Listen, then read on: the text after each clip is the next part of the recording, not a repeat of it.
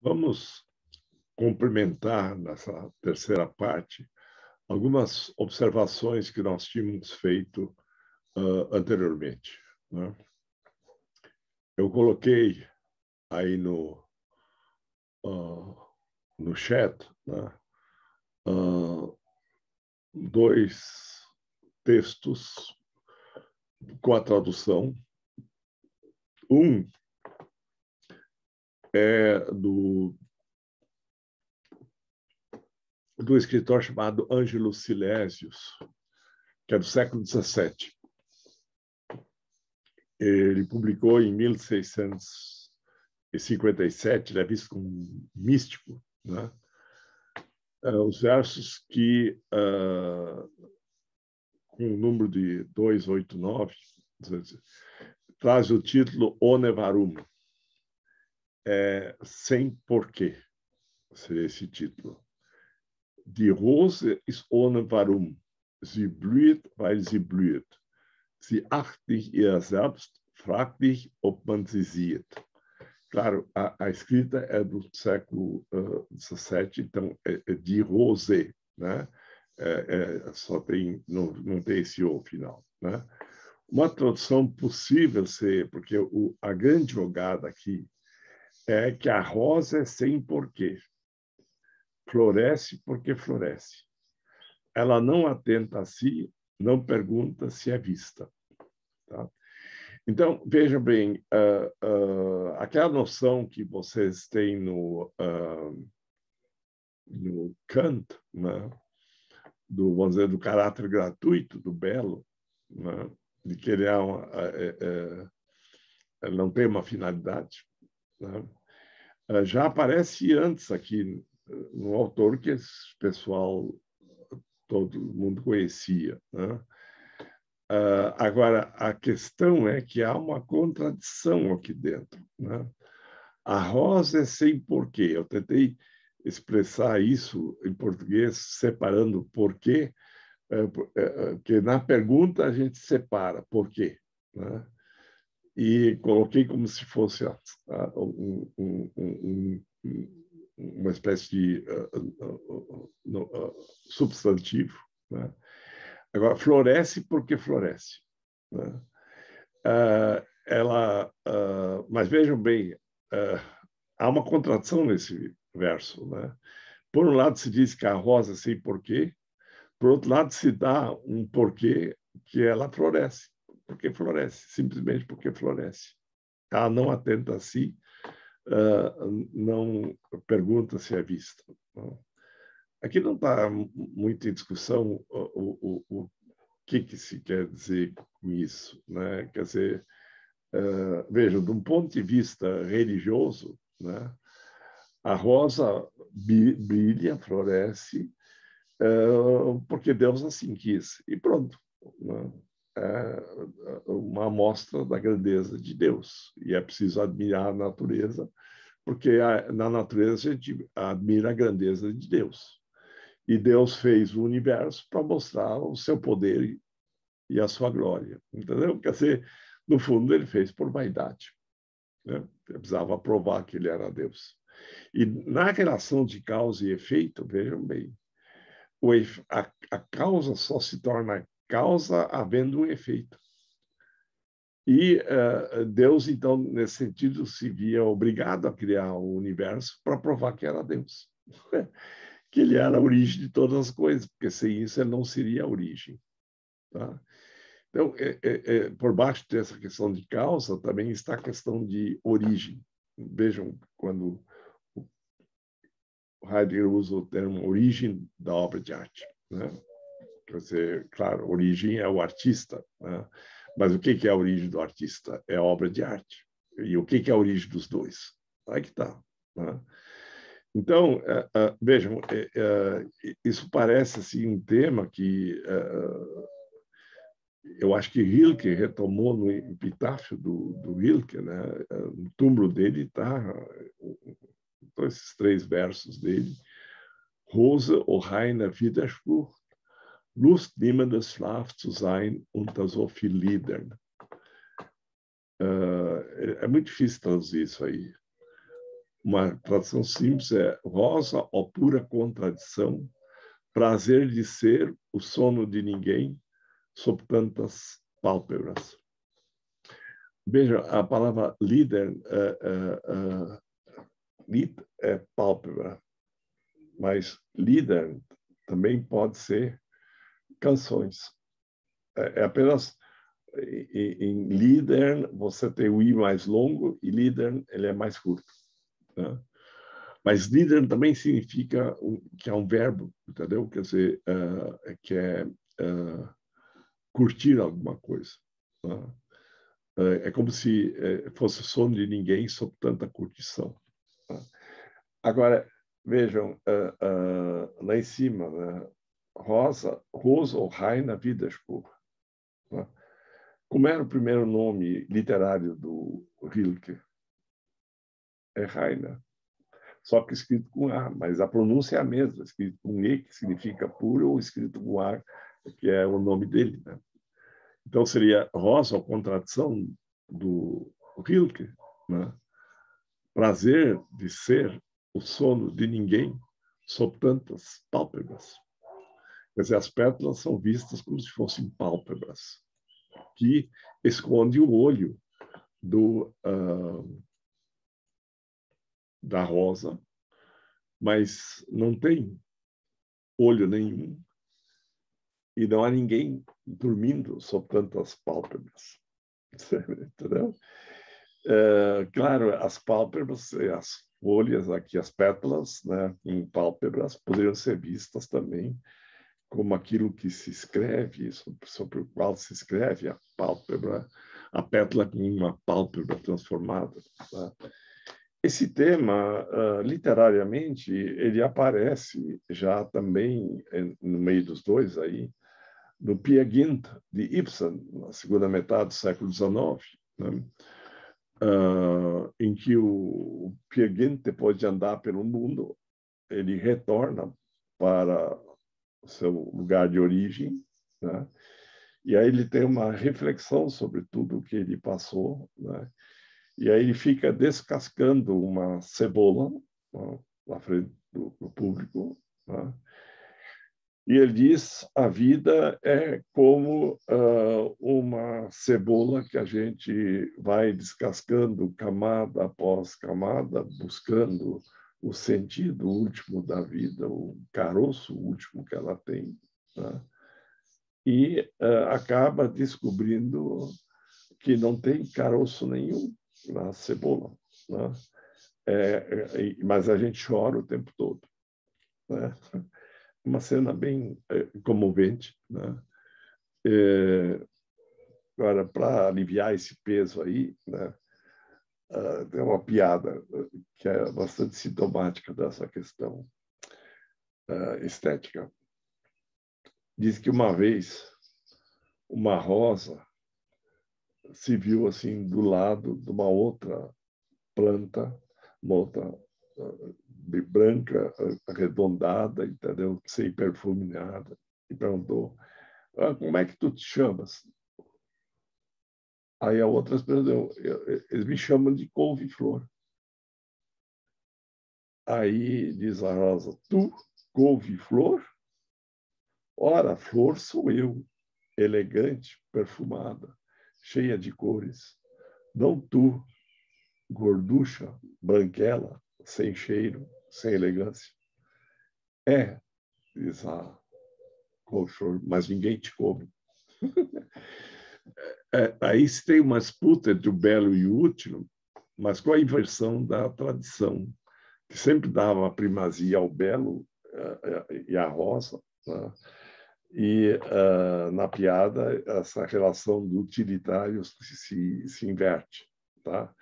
Mas vejam que essa questão que parece simples em Kant, ela não é tão simples. O Adorno, por exemplo, na teoria estética, ele busca um novo sentido para o belo artístico e o belo natural, seria possível acrescentar, que é que nós vivemos no mundo das mercadorias. E as mercadorias existem para atender necessidades, tá?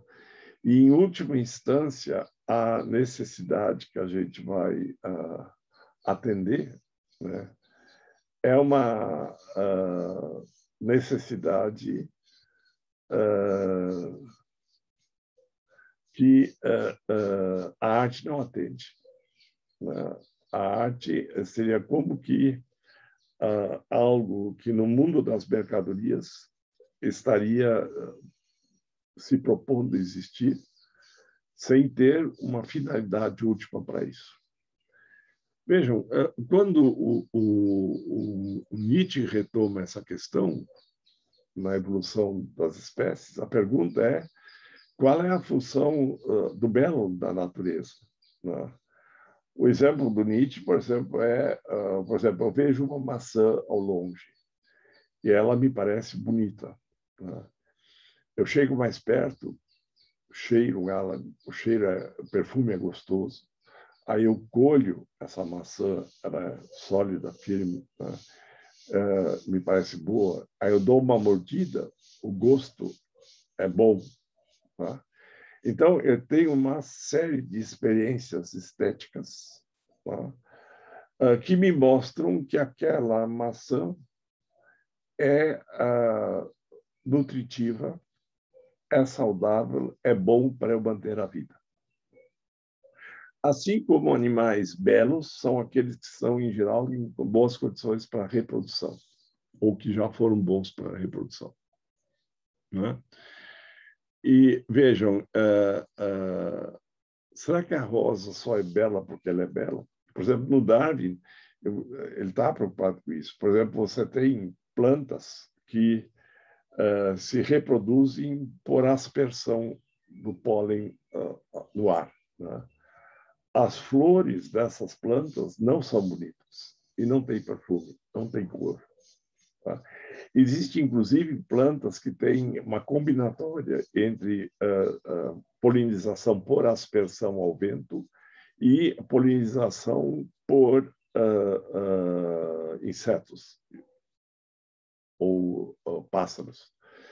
E aí tem dois tipos de flor. A que não é interessante e aquela que é interessante pela cor, pelo perfume, etc.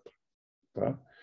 Então, a resposta do Darwin seria nesse sentido que o belo seria útil para a reprodução da vida, né? E o Nietzsche praticamente endossa essa posição, né? Então, um animal, para ser belo, ele tem que ser saudável, ele tem que ser bonito, né? A flor, ela tem que chamar a atenção dos insetos, dos pássaros, para ver a polinização, né? A questão é saber se houve uma grande inteligência divina que planejou tudo assim, né? E fez as coisas funcionar assim. Deus seria a suprema ratio, né? E ou então só aquilo em que essas coisas funcionavam é que perduraram. Então, o que o Darwin, no fundo, propõe, contra as crenças dele mesmo, é que a natureza o tempo todo está fazendo tentativas e só se preservam aquelas tentativas em que o acerto foi maior do que o erro, em que se conseguiu uma alternativa melhor do que a antes existente, né?